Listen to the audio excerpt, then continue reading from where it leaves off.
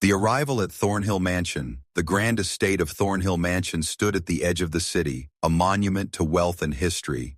Its white marble columns gleamed in the early morning sun, the mansion sprawling like a fortress against the skyline. Inside, the rooms were lined with gilded furniture, chandeliers that shimmered like diamonds, and walls adorned with expensive art. But it wasn't just the mansion's opulence that commanded attention. It was the inheritance waiting to be divided among the heirs. Ivy Walker's footsteps echoed down the long marble hallway, her worn shoes clicking softly against the cold stone. She felt out of place in the luxury of Thornhill Mansion, her faded green cardigan a sharp contrast to the tailored suits and glittering diamonds around her. As she moved deeper into the heart of the mansion, the eyes of the gathered family members followed her, their gazes filled with judgment. A man in a bright yellow tie, Preston Reed, raised an eyebrow as he scanned Ivy. "Who let the maid in?" he sneered, loud enough for everyone to hear. The laugh that followed was meant to belittle her, a display of superiority that went unnoticed by Ivy, but was clearly felt by the others in the room. The faint murmur of whispers soon filled the air. Marissa Reed, his sister, stood with her back to Ivy, adjusting the strap of her champagne flute. She looked at Ivy with an arrogant smile, her red dress flowing like blood. "Probably just some ex-lover trying to claim a share of the estate," she whispered, her words sharp and mocking. Ivy didn't flinch. She didn't need to. The cruelty in their voices was nothing new. Clara Simmons, the young granddaughter of Logan Thornhill, snapped a picture of Ivy on her phone, then whispered to her friend Elise, "Look at that cardigan. What a joke. She looks like she stepped out of some bad movie." The others giggled, too, ear laughter laced with cruelty. Despite the insults and the obvious disdain, Ivy remained composed. She wasn't here to defend herself. She didn't need to. She knew her worth. And her silence was a reflection of the strength that had carried her through many years of struggle, resilience, and humility. Her hand, though slightly trembling, gripped the strap of her simple bag as she made her way deeper into the mansion. Her heart raced, but she didn't show it. The eyes of the others in the room burned through her, each one more scornful than the last. But Ivy didn't let the storm of judgment break her resolve. When she reached the back of the room, Ivy stopped, her posture straight, her hands at her sides. She could feel the coldness of the marble floor beneath her shoes, the weight of the eyes upon her. Yet, she refused to shrink. The will reading was about to begin, and she was not just a spectator. She was at the center of it all. Her mind wandered briefly to Logan Thornhill, the man she had loved and married. She could still see him in her mind's eye, sitting by the fire in their quiet apartment, holding her hand, promising her a future beyond their wildest dreams. But that future had been stolen from them too soon. Ivy's gaze flicked toward the grand fireplace where Preston stood, still mocking her presence with his smug expression. She didn't mind his disdain. It didn't matter to her that they saw her as nothing. Today would be the day they would realize how wrong they were. "Ivy Walker," the lawyer Mr. Stevens called out, his voice loud enough to quiet the room. "Please join us. The reading of Mr. Thornhill's will is about to begin." Ivy stood tall and made her way forward. She didn't look at anyone, didn't seek approval or acknowledgement. She simply walked with grace, her old dress brushing the marble floor, her head held high, the faintest smile too. Jet at the corner of her lips, but it wasn't one of pride. It was a quiet understanding, a recognition that she didn't need anyone to validate her. She had already earned her place in this world. As she approached the front of the room, the air seemed to grow thick with anticipation. The heirs, who had once dismissed her as a mere afterthought, were now staring at her with wide eyes. Some were confused, others nervous, but all of them were waiting for the moment to come, the moment when the will would be read. Ivy's eyes met Mr. Stevens briefly before she took her seat. The lawyer adjusted his glasses and opened the sealed envelope containing the will. The entire room fell silent as he began to read. "Logan Thornhill, being of sound mind and body, hereby declares his wishes for the distribution of his estate." His voice trailed off as he read the list of heirs, each name followed by murmurs of agreement and polite applause. But Ivy's name had not been called. Not yet. Preston Reed sneered as Mr. Stevens continued reading. a smug look of superiority still plastered across his face. Ivy ignored him, her eyes focused on the man who had once been her husband. She could feel the weight of the moment pressing down on her. This wasn't just about money. It wasn't about status. It was about respect, something she had earned not through wealth, but through the quiet strength that had seen her through years of hardship. As Mr. Stevens cleared his throat and continued with the final sections of the will, Ivy's heartbeat quickened. The moment was nearly here, the moment when everything would change. The room fell still as the lawyer's voice cut through the silence, reading aloud the final lines of Logan's will. And now, for the final beneficiary, I leave everything I possess, the estate, the fortune, the businesses, and all of my assets, to the one person I trust most in this world, to Ivy Walker, my wife, and the love of my life. A wave of gasps rippled through the room. Shocked faces stared back at Ivy, who remained calm, poised, and resolute. The words echoed in the cold air of the mansion. They hadn't expected it, they hadn't prepared for it. But Ivy had known. She had known this day would come.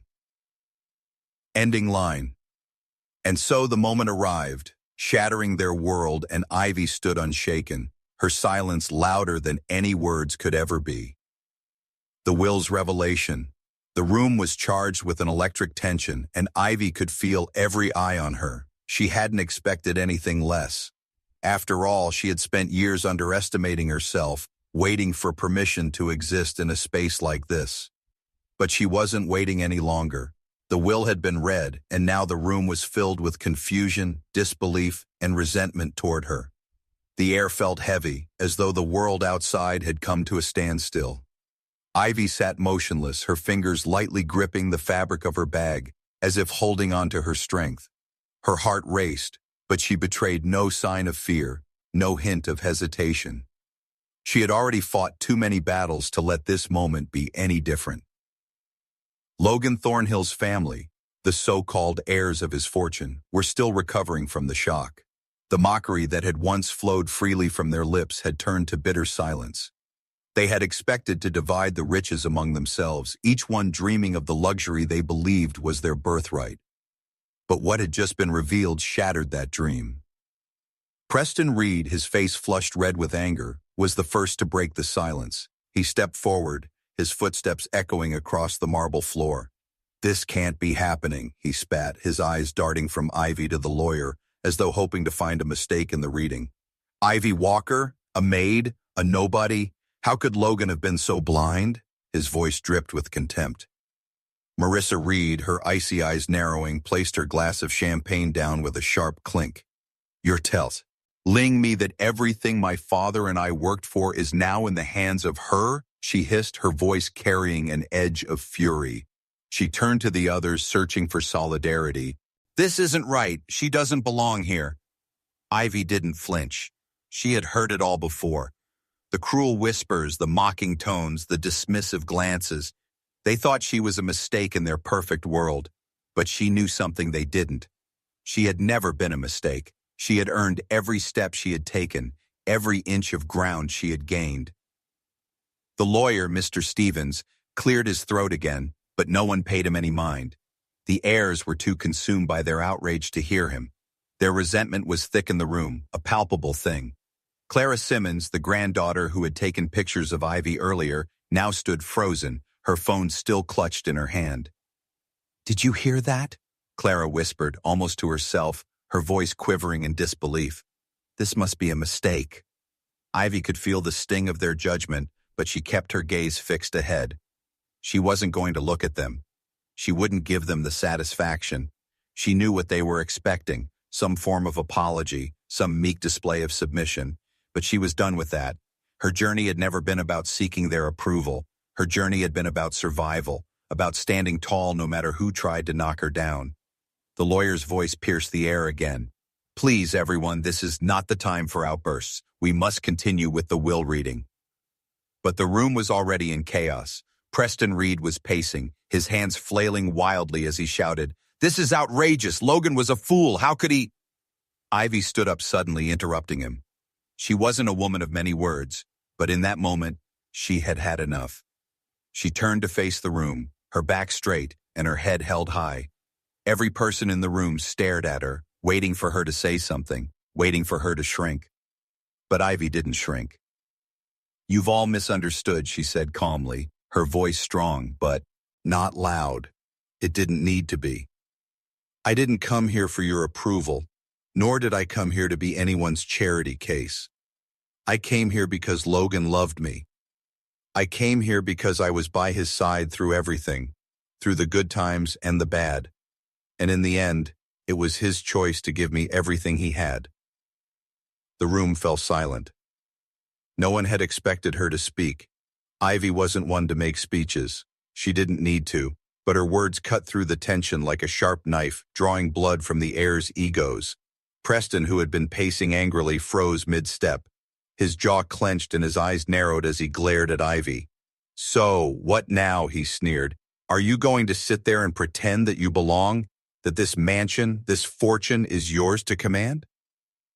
Ivy met his gaze without flinching. She had never been afraid of him. "I belong here," she said, her voice steady and unyielding. "I may not have the wealth you do. I may not wear the same clothes, but I've earned everything I have. And I will fight to protect this estate, Logan's legacy, no matter what it takes." Preston let out a bitter laugh, turning to the others as if to gain their support. "You hear that?" he asked, gesturing toward Ivy.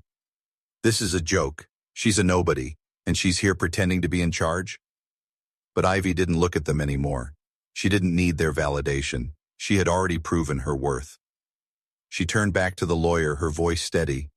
"Please, continue, Mr. Stevens." The lawyer nodded hesitantly. He seemed as uncomfortable as the rest of them, but he had a job to do. He cleared his throat once more and continued with the reading. "As per the will, Ivy Walker is entitled to manage all of Logan Thornhill's assets, including the businesses, the estate, and all financial holdings. The heirs will be given their due portions, but the estate will remain under Ivy's management for the foreseeable future." The shock in the room was palpable. The heirs had expected a minor portion, a token gift perhaps, but not control, not ownership. Ivy looked at each of them, their faces a mixture of anger, disbelief, and fear. They didn't know it yet, but this was only the beginning of a transformation. They would have to learn to respect her, not because of her inheritance, but because of the strength that had carried her this far. And it wasn't just Logan's wealth that she now held, it was her own power, her own voice. Preston, still reeling from the shock, made a final feeble attempt. "This isn't over," he muttered, more to himself than to anyone else. Ivy didn't respond. There was nothing left to say. Her silence spoke volumes. The battle for the Thornhill estate had just begun, and Ivy Walker had already claimed her victory. Ending line. In that silence, Ivy Walker had said everything she needed to say. Her presence, her strength, her very being had claimed what was rightfully hers. The fallout. The days that followed the will reading were filled with tension. Ivy's name had been announced, and the reality of her inheritance was sinking in for everyone in the room. The air was thick with resentment, confusion, and a quiet, simmering rage. Preston Reed's mockery had shifted into something darker, his anger now directed squarely at Ivy. Marissa Reed's icy exterior had cracked, revealing a woman who felt both betrayed and threatened. Clara Simmons, still in disbelief, had taken to snapping pictures of Ivy in an attempt to capture her vulnerability. The once mighty Thornhill heirs, whose lives had been filled with luxury and entitlement, now faced an unexpected reality. They weren't going to inherit anything unless Ivy allowed it. The mansion, the family's vast fortune, and all the businesses Logan had built, they were hers now, and none of them were ready for what was coming next. Ivy, however, remained calm and composed. She didn't let the whispers and cold stares deter her. She had been through far worse in her life than the petty insults of a spoiled, wealthy family. Logan had trusted her with everything, and now it was her turn to protect that legacy. The first encounter between Ivy and the family after the will reading took place in the grand dining room, where they were all seated for a supposed family meeting. The table was set with fine china, gold-plated utensils, and crystal glasses. Ivy walked into the room, her presence more powerful than the luxurious setting around her. Her simple dress seemed to make the room feel smaller, like it was out of place, but she didn't care. She wasn't here for their approval. She was here to do what Logan had asked her to do. The family stared at her as she sat down at the head of the table, a seat that had always been reserved for the patriarch. Preston didn't hesitate to speak first, his voice dripping with resentment. "So what now?" he demanded. "You're really going to tell us that everything we've worked for, everything our family has built, is going to be handed to you? Just like that?" Ivy met his gaze without flinching. "You've worked for your inheritance, Preston?" she asked, her tone cool but unwavering. "I don't think you worked for anything. You've always expected everything to be handed to you, but this time it's different. Logan trusted me. He loved me. And now it's my responsibility to protect everything he built." Preston's face flushed red with anger. "Logan was a fool," he spat. "And you?" He pointed at Ivy. "You're nothing but a gold digger who didn't deserve any of this." Ivy remained unfazed, her voice steady as she spoke. "You're wrong. I'm not a gold digger. I didn't want any of this, but I won't back down. This isn't about money. It's about legacy. It's about respect." Logan knew that. Marissa, who had been silent until now, finally spoke. "I think we all know who Logan was really in love with. And it wasn't you. It was his family, his true heirs, not some maid who doesn't even belong here." Ivy's eyes darkened, but her response was soft yet powerful. "Logan loved me, Marissa. He chose me. And I'm not going to let his family destroy everything he worked for just because they don't like the way I look or where I came from." The tension in the room was palpable. Clara Simmons, who had been watching from the corner of the room, snickered under her breath. "You must be joking," she said, still not quite believing the situation. "A maid in charge of everything? What a joke." Ivy stood up, her movements slow and deliberate, and turned to face Clara. The young woman shrank back, but Ivy's words hit her like a slap. "I'm not here for your amusement, Clara. I'm here because Logan chose me. And you will learn to respect that. All of you will." Her voice had a weight to it that none of them had expected. They had all thought Ivy was weak, easily dismissible. But they were wrong. The meeting ended with more uncertainty than clarity. Ivy's presence lingered long after she had left the room. The family members were seething with anger, but none of them dared to speak openly against her. She had exposed their weaknesses, their insecurities, and their arrogance. But what hurt them most was that Ivy hadn't come to them with a request or an apology. She hadn't come to beg for anything. She came to claim what was rightfully hers, and she wasn't going to back down. Ivy spent the next few days sorting through the Thornhill estate, working with the lawyer, Mr. Stevens, and the estate manager to get a clear picture of what she now controlled. She spent hours going through legal documents, meeting with financial advisors, and learning about the businesses Logan had built. She wasn't just playing the part of a wealthy widow. She was working to ensure that Logan's legacy would be preserved and protected, and she would do whatever it took to see that it stayed intact. As she walked through the halls of Thornhill Mansion, she couldn't help but think back to the moments she had spent with Logan, the quiet evenings, the moments of love and support. It was in those moments that she had found her strength, and it was that same strength that was going to see her through the battles to come. But the family wasn't going to let her have the estate without a fight. The whispers began almost immediately. Preston, Marissa, and Clara all banded together, making their moves behind the scenes. They were plotting, scheming, and trying to undermine Ivy at every turn. They didn't believe she was capable of running the estate. They didn't believe she had the intellect or the experience to make decisions about the family fortune, but they underestimated her.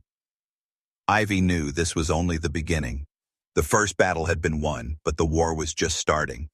And she wasn't going to let them win. She had the power now, and she wasn't about to let anyone take it from her. Ending line. With every step Ivy took through the grand halls of Thornhill Mansion, she wasn't just reclaiming what was rightfully hers. She was claiming the respect she had always deserved. The battle for Thornhill. Days turned into weeks, and the once opulent Thornhill Mansion now seemed like a battlefield. The atmosphere had shifted. What was once a space of luxurious dinners and laughter had become a house filled with tension, silent stares, and whispered plans. Ivy Walker had not only inherited the Thornhill estate, she had inherited a war. The family, divided between bitterness and disbelief, spent each day plotting behind the scenes. Preston Reed, Marissa Reed, and Clara Simmons, those who once saw themselves as the rightful heirs, were growing increasingly frustrated. They could not understand how Ivy, a simple woman who had never belonged in their world, could wield so much power. She wasn't just a widow. She was now the one in charge, and they couldn't accept it. The estate manager, a man named William Turner, had been working with Ivy closely. Ivy trusted him, but he had once been an ally to Logan's family. He had spent years serving them, and his loyalty to them ran deep. Ivy knew she needed to tread carefully. As she sat at her desk in the study, a room that once felt foreign to her, she sifted through papers and financial records. Ivy was a woman of action. She didn't have time for petty games, and she certainly didn't have time for the scheming that was unfolding right under her nose. She'd made her decision. The estate, Logan's legacy, and the Thornhill businesses would be handled with integrity and wisdom. She would prove to everyone, including herself, that she was more than capable of managing what Logan had left behind. The first test came unexpectedly. A week after Ivy had settled into her role, a letter arrived, one that would begin a cascade of challenges. The letter, sent by an attorney, was addressed to her personally.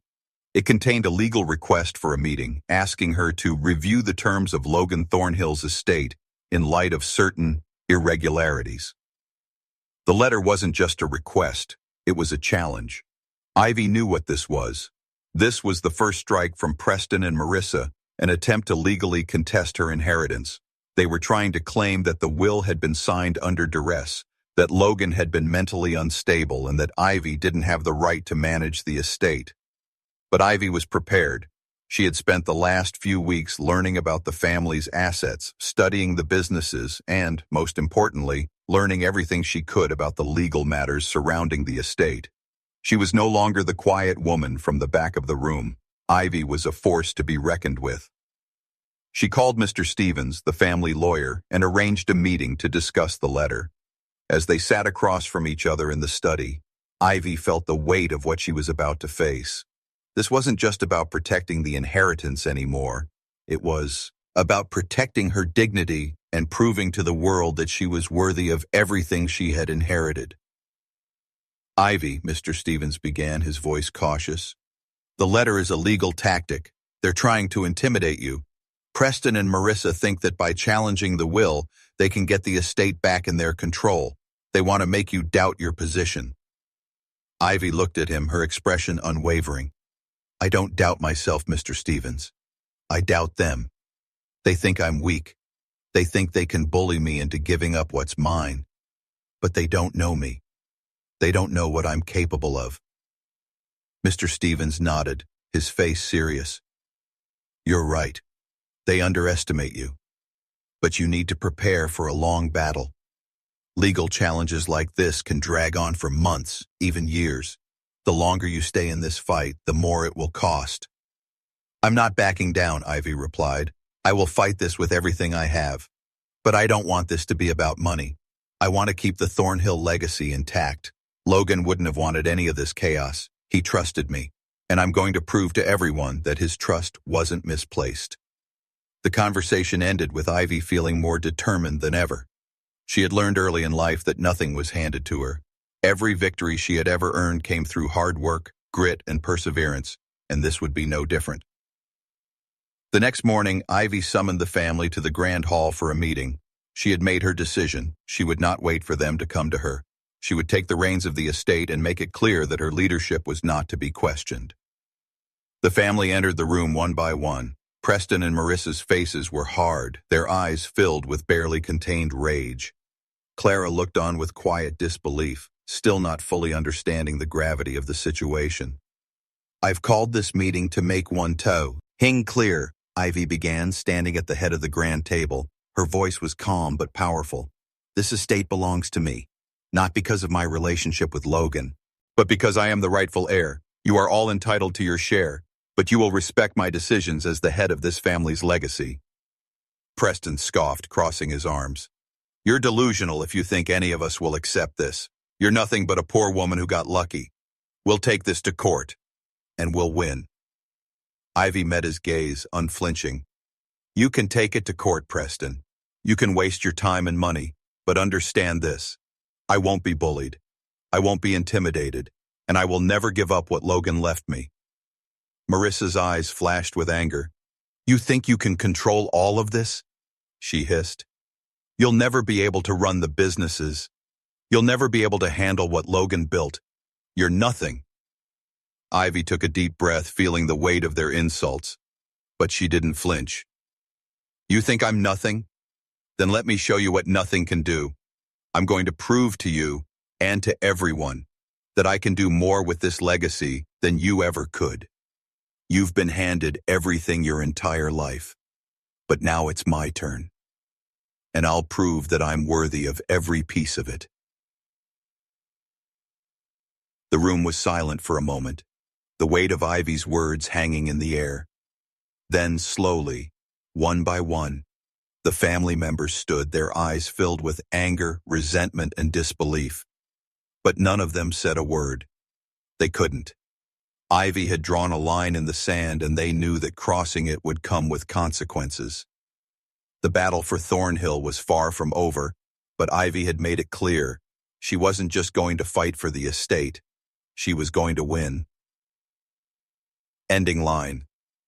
In that moment, Ivy had drawn her line in the sand, her silence louder than any words, and the challenge laid out before her family, who could no longer deny the strength of the woman they had underestimated.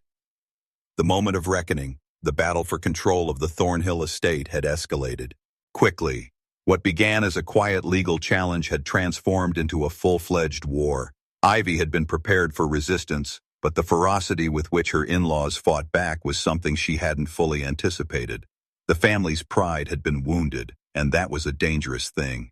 Preston, Marissa, and Clara had made their moves. They had hired a team of lawyers, launched public campaigns against Ivy's legitimacy, and had tried to undermine her every decision.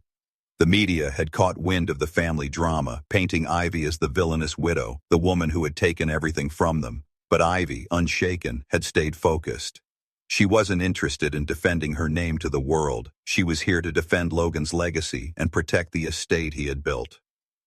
Ivy's days had become a whirlwind of meetings, phone calls, and sleepless nights spent poring over legal documents. She knew that in order to hold on to the estate, she would have to outsmart the family at every turn, and she was prepared to do just that. One afternoon, as she sat in the grand study going over the latest documents, a knock on the door interrupted her. Mr. Stevens, the family lawyer, stepped inside, his expression grim. "Ivy," he began, his voice heavy with concern, "the situation is getting worse. Preston and Marissa have managed to get a court injunction that could freeze the estate's assets. They're playing dirty now." Ivy leaned back in her chair, her face unreadable.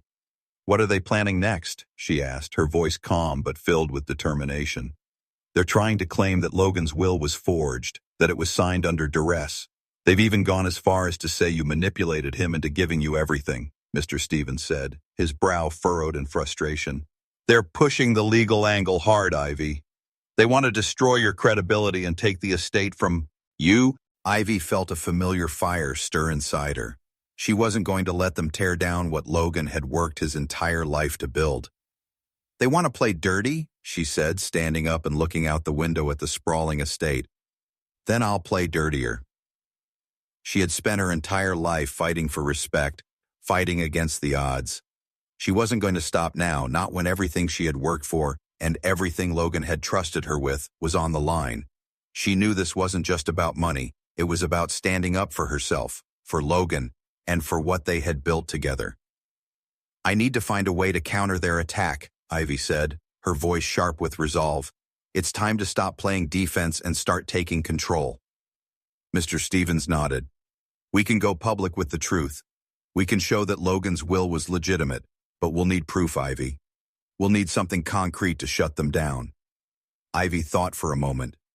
She remembered something Logan had told her during the darkest days of their relationship, something that had always stayed with her. "Never let anyone tell you that you're not enough. You are enough. You always have been.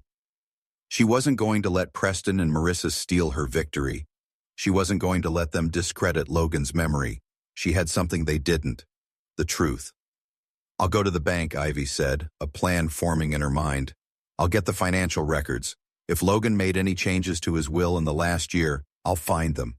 We're going to prove that this was all above board, and I'll make sure the world knows. The next day, Ivy made her way to the bank accompanied by Mr. Stevens. The financial records were locked away, but Ivy was determined. After hours of going through piles of documents, she finally found what she was looking for. A handwritten note from Logan himself, confirming his wishes to leave the entire estate to Ivy. It was dated only a few months before his death. Ivy's heart raced as she held the document in her hands. This was it, the proof she needed to shut down the lies. She took the note to Mr. Stevens, who examined it closely. "This is it, Ivy. This is exactly what we need to prove that the will is legitimate," he said, a note of admiration in his voice. "This is your trump card."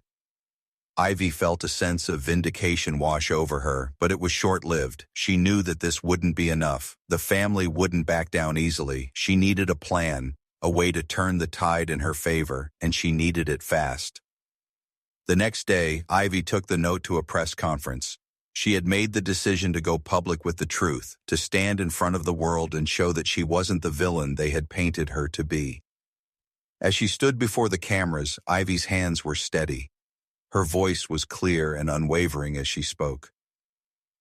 "I stand before you today as the rightful heir to the Thornhill estate," she began, her voice strong. "I didn't ask for this. I didn't seek this position. But Logan Thornhill, my husband, chose me to protect his legacy. And that is exactly what I will do. I have the proof. The will is legitimate. The family's accusations are lies.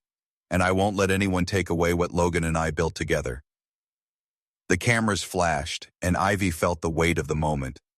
For the first time in a long time, she felt like she was in control. The family could fight all they wanted, but they couldn't deny the truth. And the truth was that she had earned her place. But even as the press conference ended and the cameras stopped rolling, Ivy knew that the real battle was just beginning. The legal fight would be long and exhausting. Preston, Marissa, and Clara would stop at nothing to tear her down, to reclaim what they thought was theirs. But Ivy had something they did. Conviction. She wasn't going to back down. Not now, not ever. Ending line. With the truth in her hands, Ivy knew the fight was far from over, but for the first time, she felt ready. The family had underestimated her, but she would show them that no one, not even blood, could steal her place at the top. The legacy. The weeks that followed the press conference were filled with tumult. The media, which had once painted Ivy as a simple, undeserving widow, now had to contend with the reality of the situation. Ivy had not just stood her ground, she had proven with irrefutable evidence that her inheritance was rightfully hers. The story of the Thornhill estate had become national news, and Ivy was now at the center of it all, no longer the peripheral figure in a family of elite heirs, but the undeniable owner of it all. But the battle for control of the estate was far from over. Preston, Marissa, and Clara, humiliated by the public revelations, had withdrawn from the spotlight, but Ivy knew better than to assume they would simply give up. They had been raised in a world where power was inherited, where privilege was unquestioned. And now, for the first time, they were learning what it felt like to lose it all, to lose their place in the world they had once thought was their birthright. Ivy had taken swift action after the press conference, using her newfound public support to strengthen her control over the estate. With Mr. Stevens' help, she had gathered a team of financial experts, legal advisors, and business managers to ensure that Logan's businesses ran smoothly. She was no longer just a figurehead.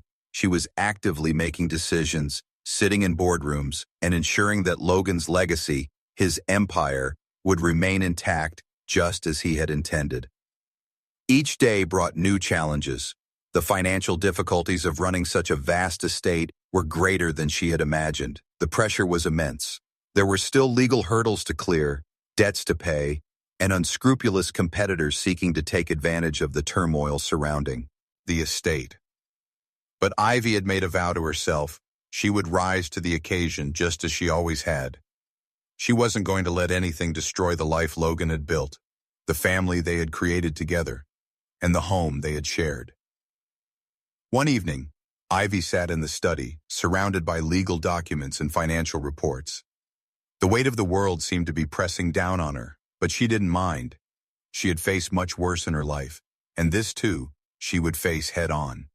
The mansion, which had once felt like a gilded cage, now felt like home.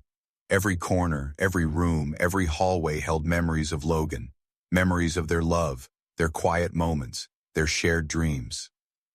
But even as she embraced her new role, Ivy knew that there would always be a part of her that mourned the life she had once imagined, a life without the constant battles, without the scrutiny, without the pressure. And yet, the truth remained. She had been chosen for this. She had been chosen not just by Logan, but by fate itself. She was the one who had the strength to carry the Thornhill legacy forward. The family's resistance, while still strong, was beginning to lose steam.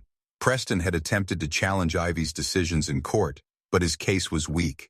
The evidence Ivy had presented was solid, and public opinion was firmly behind her.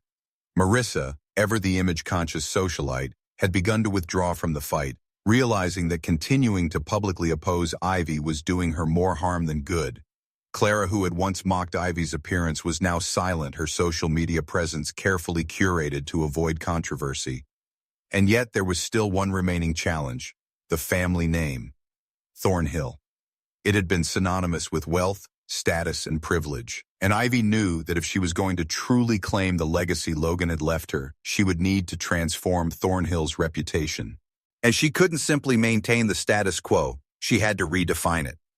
Her first step was to revamp the businesses. Ivy took charge of the board meetings, making it clear that the days of corporate greed and secrecy were over. She focused on transparency, integrity, and community involvement. Under her leadership, the Thornhill businesses shifted focus from maximizing profits to making a positive impact on society. Ivy wasn't just managing an estate, she was creating a brand new legacy, one that was built on respect, fairness, and giving back. The second step was more personal. Ivy wanted to honor Logan's memory by making sure the mansion wasn't just a symbol of wealth. It was to be a place of healing and community. She opened the doors of Thornhill Mansion to those in need, hosting charity events, cultural gatherings, and even art exhibitions. The mansion, once a symbol of exclusivity, became a beacon of hope, a place where people from all walks of life could come together and share in the beauty of the world. But as Ivy worked to build this new world, she couldn't ignore the challenges she had faced. The whispers, the accusations, the constant reminder that some people would never accept her place in this world. The echoes of the past lingered, but Ivy had learned to tune them out. She had earned her position, and the truth was clear. She had the strength to lead. One day, as she stood on the balcony of Thornhill Mansion looking out over the sprawling estate, Ivy felt a sense of peace. The journey had been long, and at times the road had seemed insurmountable, but she had made it through. She had fought for the things that mattered most: love, integrity, and the future. She wasn't just the widow of Logan Thornhill, she was Ivy Walker, the woman who had claimed her place in history. As Ivy turned away from the view and walked back into the house, she felt the weight of the past lift off her shoulders. She was no longer just the outsider, she was the matriarch of the Thornhill legacy. And with every step she took, the walls of the mansion, once cold and distant, seemed to come alive with possibility. Ivy had reclaimed the Thornhill name, not just by inheriting it, but by transforming it into something more meaningful. And as she looked around, she knew that she had created something that would endure long after she was gone. Her legacy wasn't just in the wealth she had inherited, it was in the lives she had touched, the battles she had won, and the family she had built from the ashes of everything she had lost. Ending line. In the end, Ivy Walker had not just inherited a fortune, she had created a legacy of strength, integrity, and love that would endure for generations to come.